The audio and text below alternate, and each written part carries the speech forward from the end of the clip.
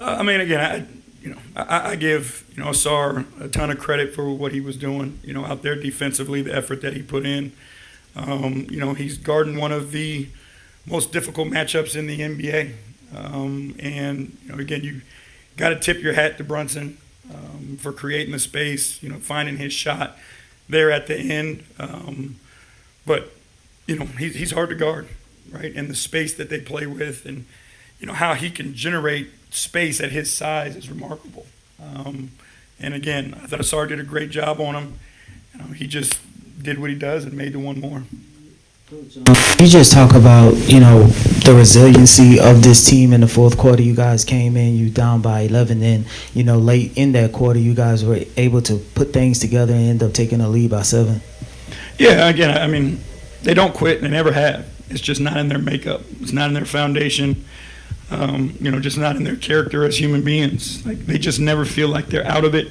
And again, like we always talk about, it's like when things go bad for this group, in a lot of places you see the individual try to do too much. When things go bad for this group, they find a way to band together and get it done as a unit. And, that's been from day one. And, I can't speak enough about their resilience and their character and the guts that they show. JB, over here, thank you. The Knicks ended on an 11-1 rush at the end to win the game. When you look at that, do you just step back and chalk it up to a great player making great plays, or what do you look at from your team in that stretch? Again, we'll go back and watch the film and take a look at it.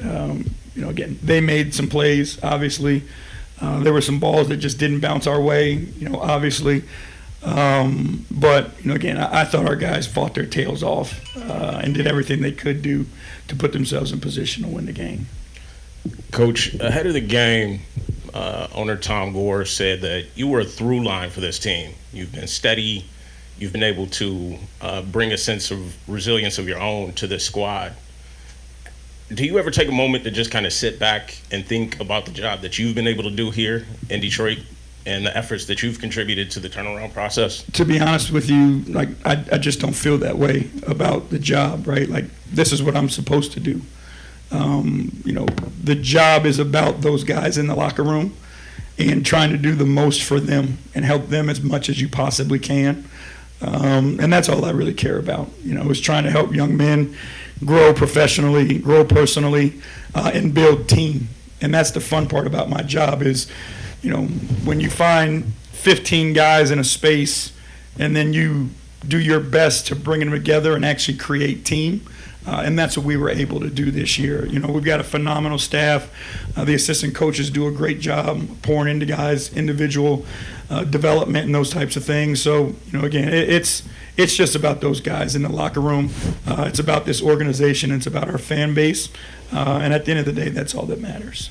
JB, a lot of talk came into the series about this team's lack of experience and the Knicks' experience. Every single game pretty much came down to the wire.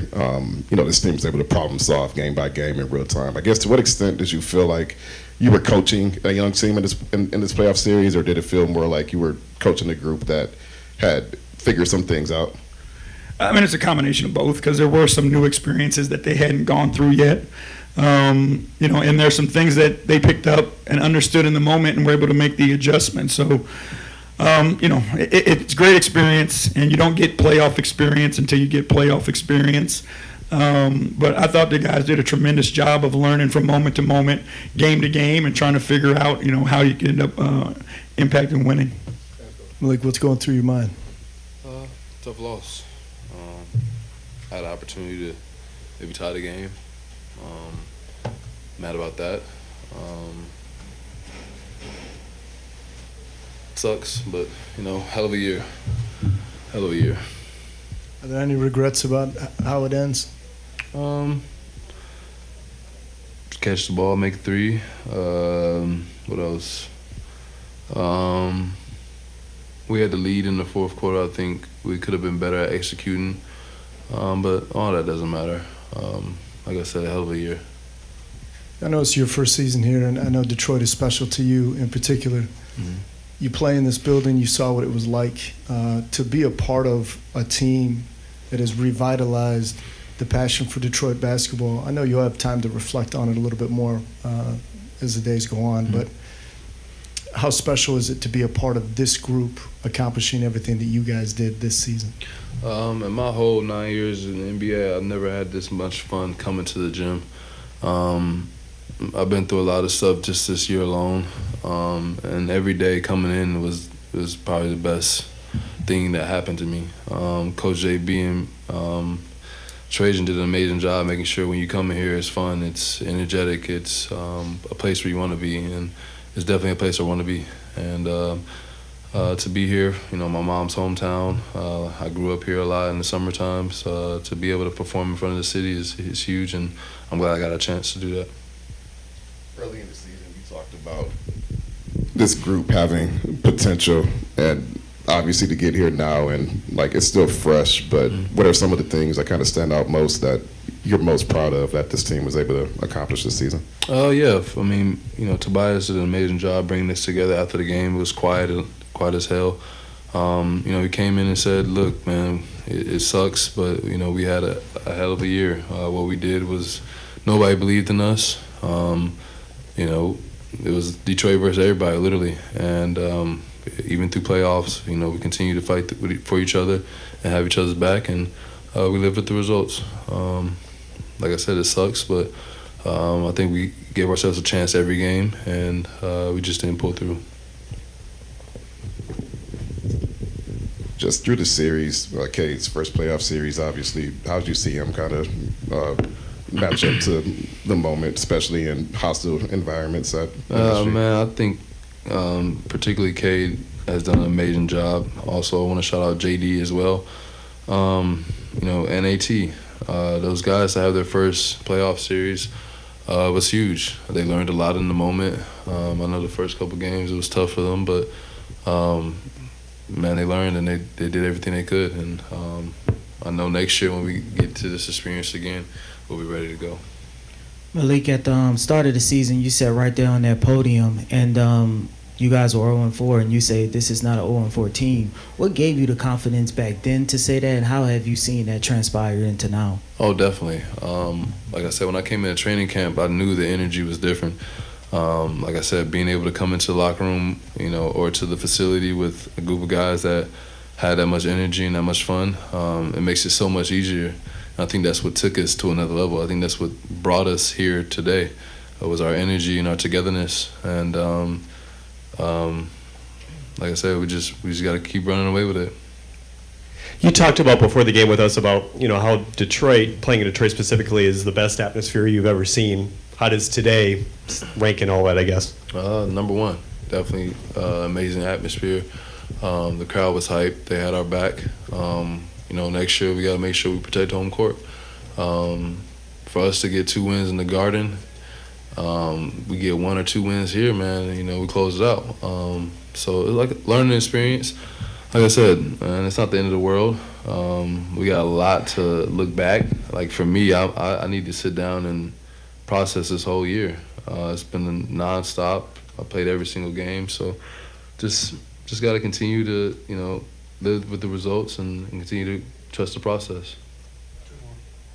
In establishing the foundation this season, you know, there's a lot said about what JB Bickerstaff has meant to this team. Kind of talk about his leadership and, you know, what he meant to you guys during this playoff series. Bickerstaff is huge for us. Like I said, I told everybody before, he was like an uncle to us. You know, he doesn't feel like a coach. He feels like that cool uncle that obviously you want to listen to. And then, you know, practice days, he's always catering to us. He'll make the coaches switch. He'll be like, it's a players' league and stuff like that. Coach JB is hilarious, man. He's a great coach. He stayed on my tail about getting back on defense when I shimmy in. So, he's an amazing human as well. Him and his family, and you can tell that we followed behind him. He was a leader, and we all followed behind him and trusted him. And after those first couple of games, we all believed it, and that's where it took it to another level. Malik, everybody right now is talking about, you know, good effort, season, proud of, things like that. But what has to sting from this? What part of the pain needs to be used to get better next year? You know, you've been in the league a long time. Yeah. You know, teams only get better if it hurts. Yeah, I mean, definitely it hurt. I don't think anybody in there was happy to go home today. Like I said, it's been us against the world, our team. And so for us to stay together, for us to build on it, I think obviously the pain hurts. You know, AT was pissed that, you know, he is the best defender in the world, and he should have felt like he got to stop on that last possession. I'm the best shooter in the world. I feel like I should have got on the best in the last possession. So with that being said, like, you can't dwell on it too much. You gotta get ready for the next season. It's my favorite part of the season, the off season. It's where I get better, and you just gotta stay in tune with the guys and continue to get better this whole summer. Cade, over here to your right. In the immediate aftermath, what emotions are you feeling, and what will stick with you from this series? The immediate one is disappointment. We felt good about this series, so, you know, to not pull it out hurts. But that feeling will stick with us throughout the summer. My dog.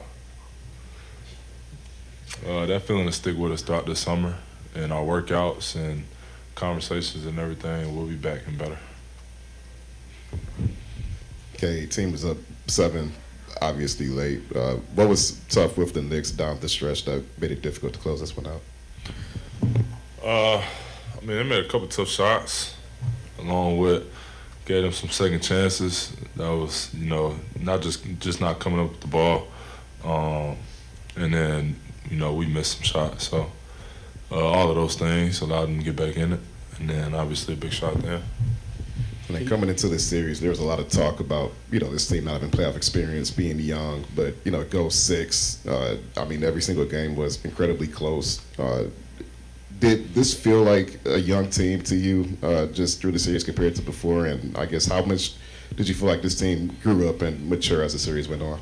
You saying did I feel like we were a young team? Yeah, did you feel like this was an experienced team just based on the way you guys were able to make every single game close and compete against a 3 seed? We were playing the same brand of basketball, so I think, you know, that it wasn't like we were doing anything new. We had experience playing like that. It was just, you know, little things that got away from us, ball not bouncing our way, and then us just not executing certain details that we wanted to execute. So I thought it was a great experience for us as a young team. I didn't feel like we were too inexperienced to win that series, though. Okay, what's the difference between playoff and regular season basketball? Just from actually going through it, actually experiencing, what's the biggest difference? I'd say the physicality is up, and just the attention to detail. Every possession means a lot more in postseason than regular season. So, you know, you just have to do everything stronger, faster, and a little more together. Okay, it's the third coach, you know, in your career thus far. Kind of talk about the impact and the leadership of JB Bickerstaff going on this ride into the postseason. Man, he's been amazing. He's done so many things.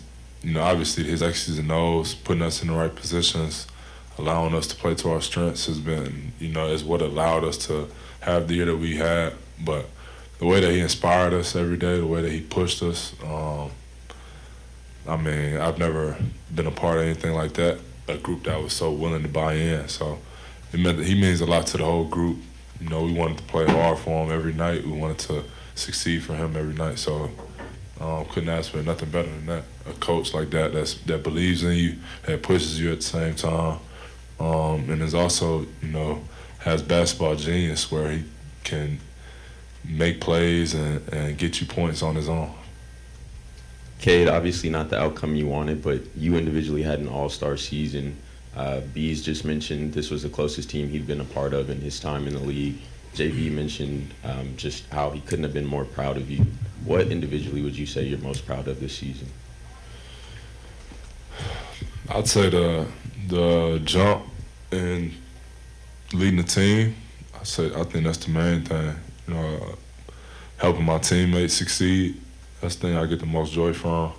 I think I did the best job I have since I've been in the NBA with that, as far as getting guys in the right position, getting them the ball in their spots on time, allowing them to do their thing. So that's what I'm most proud of this year is the way that I've taken a step in that. And I think, it's only going to get better. I still got a lot of work to do this summer. Cade, you said after Game 4 that you were learning more in the 4 games of the playoffs than you had learned in the whole regular season.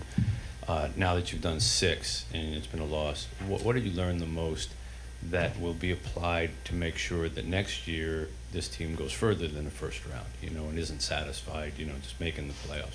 What's some of those little lessons that you learned from this experience? I've learned a lot, so I'd hate to downplay, something. I mean, there's a lot of things that I feel like just the attention to detail, how much each possession matters, is the main thing. So many times, I have a turnover and I just wish I could get that play back. Things like that. Those are the ones that you just can't get back in playoff basketball. So, but there's so many things, and a lot of them has to do with our system and our personnel and the ways that we can succeed. But I think that's the main thing is just making sure that every play put your best foot forward. Cade, you guys won. I know it stings right now, but you guys won 14 games last year, and here you are in a competitive first-round series. What do you feel like you proved to the rest of the league collectively, but also what do you think you proved to yourselves this season? Yeah, we proved to ourselves that what we have in the room works and can be very successful in the NBA. I think at the same time we proved that to the rest of the league as well. That when they come play Detroit, it's going to be a dogfight, and you're going to have to play the whole 48. If you get up early on, we're going to find our way back into the game and give ourselves a shot to win every night. So, I think that's the thing that the whole league is taking notice to, and just the belief in the room, in the locker room has grown a ton.